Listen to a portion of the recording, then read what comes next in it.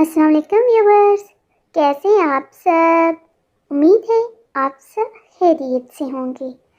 آج ہم بنا رہے ہیں بہت ہی مزیدار اور تقریباً سبھی کی پسندیدہ ڈش، جی چاول۔ آپ نے بہت سے طریقوں سے چاول پکائے بھی ہوں گے اور بہت سی قسم کے چاول کھائے بھی ہوں گے۔ اگر آپ نے آج سے پہلے اسموکی چکن رائس نہیں کھائے تو ایک دفعہ اسے بنا کے ضرور ٹرائی کیجیے گا، آپ کو یقیناً پسند آئے گی۔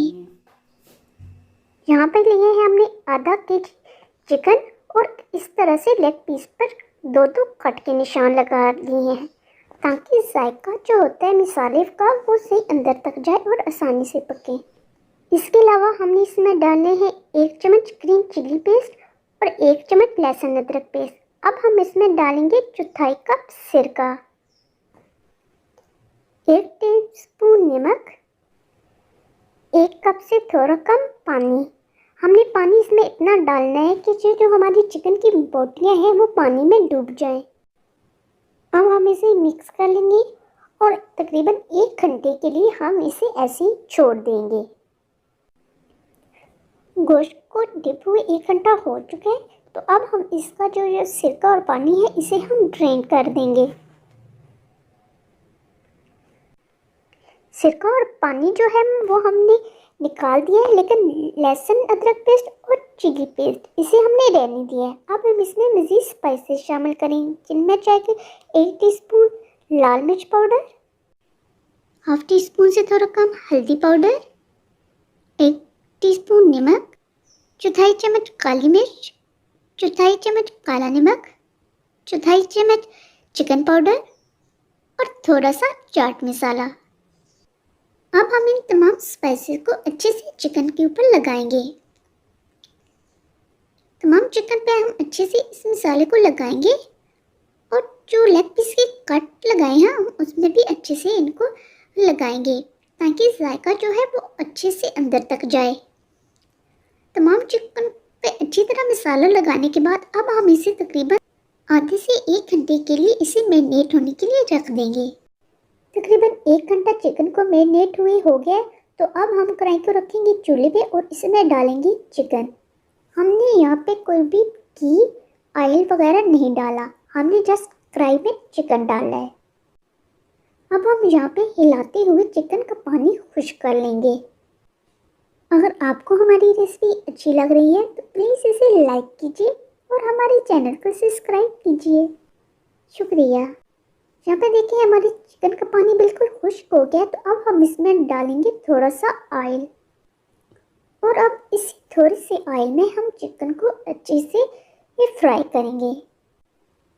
3 سے 4 منٹ اچھے سے فرائی کرنے کے بعد اب ہم اس میں ڈالیں گے تھوڑا سا پانی تاکہ ہمارے چکن جو ہے وہ اچھے سے فرائی ہونے کے ساتھ ساتھ گل بھی جائے۔ اب ہم اسے پانی کے خشک ہونے تک ڈھانپ کے پکائیں گے۔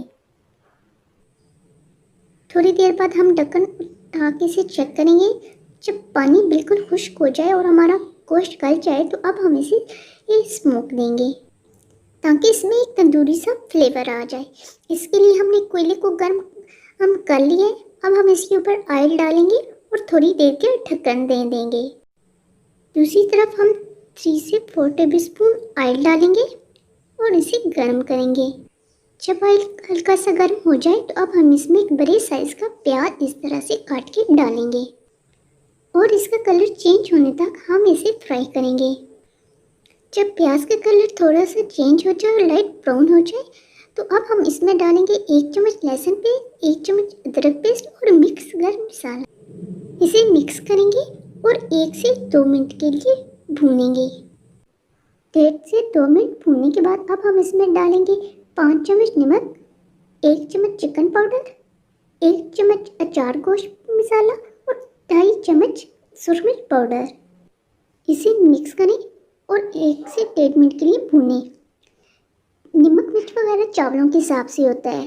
میں نے کیونکہ 2.5 کپ چاول لیے تھے تو اس لیے اس میں 2.5 کپ چاولوں میں 2.5 چمچ سرخ مرچ پاؤڈر ڈالا ہے اور اس سے ڈبل یعنی کہ 5 چمچ نمک ڈالا ہے۔ آپ اپنے ٹیسٹ کے مطابق اور اپنے چاولوں کے حساب سے اوپر نیچے کر سکتے ہیں۔ اب ہم اس میں 2 بڑے سائز کے ٹماٹر اس طرح لمبے لمبے سلائسز میں کٹے ڈالیں گے، انہیں بھی مسالے کے ساتھ اچھے سے بھونیں گے۔ بریانی اور پلاؤ میں ٹماٹر اسی طرح سے لمبے لمبے کاٹ کے ڈالے جاتے ہیں اور وہ اس میں اچھے لگتے ہیں۔ آپ نے بریانی میں اور چاولوں میں اکثر بریانی مسالہ ڈالا ہی ہوگا۔ آپ ایک دفعہ میرے کہنے پہ اس پہ 4 گوشت مسالہ بھی ڈال کر دیکھیں، آپ کو چاولوں میں اس کا ذائقہ بہت ہی اچھا لگے گا۔ اب ہم اس میں پانی ڈالیں گے۔ پانی آپ نے اتنا ڈالنا ہے جتنے آپ کے چاول ہوں اس سے ڈبل ہو، یعنی ہم نے 2.5 کپ چاول بھگوئے ہوئے ہیں تو اس میں ہم ڈبل یعنی 5 کپ پانی ڈالیں گے۔ اب ہم اسے ڈھک دیں گے اور پانی کے بوائل آنے کا ویٹ کریں گے۔ پانی میں بوائل آ گئے تو اب ہم اس کا ڈھکن اتاریں گے اور اس میں چاول شامل کریں گے۔ چاولوں کو میں نے تقریباً آدھا گھنٹہ پہلے بھگو کے رکھ دیا تھا۔ اب ہم اسے ڈھک کے اس وقت تک پکائیں گے جب تک ہمارے چاول جو ہیں وہ نظر آنا سٹارٹ نہیں ہو جاتے۔ جب پانی تھوڑا خشک ہو جائے اور چاول اس طرح سے نظر آنے لگے تو ہم ڈھکن اتار کے اسے اچھے سے مکس کریں گے اور اب ہم اس کے اوپر چکن کے پیسز رکھیں گے جو ہم نے تیار کیے ہیں۔ چکن کے پیسز رکھنے کے بعد اب ہم اس میں ڈالیں گے یلو فوڈ کلر۔ یہاں پہ مجھ سے تھوڑی سی غلطی یہ ہو گئی تھی کہ میں نے کلر کو پانی میں گھول کے ڈالا تھا۔ اگر آپ کلر ڈالیں تو اسٹیج پہ آپ خشک کلر ڈالیں یا پانی کو تھوڑا سا مزید سوک ہونے دیجیے گا۔ اب ہم اسے 15 منٹ کے لیے ہلکی آنچ پہ دم کے لیے رکھیں گے۔ 15 منٹ کے بعد اب ہم اسے ڈھکن کو کھولیں گے تو ہماری زبردست سے اسموکی چکن رائس تیار ہیں اور اب ہم انہیں ڈش آؤٹ کرتے ہیں۔ تو لیجیے ناظرین، ہماری آج کی ڈش اسموکی چکن رائس تیار ہیں۔ آپ بھی اپنے گھر میں سے ایک دفعہ ضرور ٹرائی کیجیے گا اور ہمیں اپنے فیڈ بیک سے آگاہ کیجیے گا کہ آپ کی ڈش کیسی بنی اور آپ سب کو کیسی لگی۔ اگر آپ کو ہماری آج کی ریسپی اچھی لگی ہے تو اسے اپنے فرینڈس اور فیملی کے ساتھ شیئر کیجیے اور ہمارے چینل کو سبسکرائب کیجیے۔ ملتے ہیں پھر کسی نیکسٹ ویڈیو میں ایک نئی ریسپی کے ساتھ، تب تک کے لیے دعاؤں میں یاد رکھیے گا۔ اللہ حافظ۔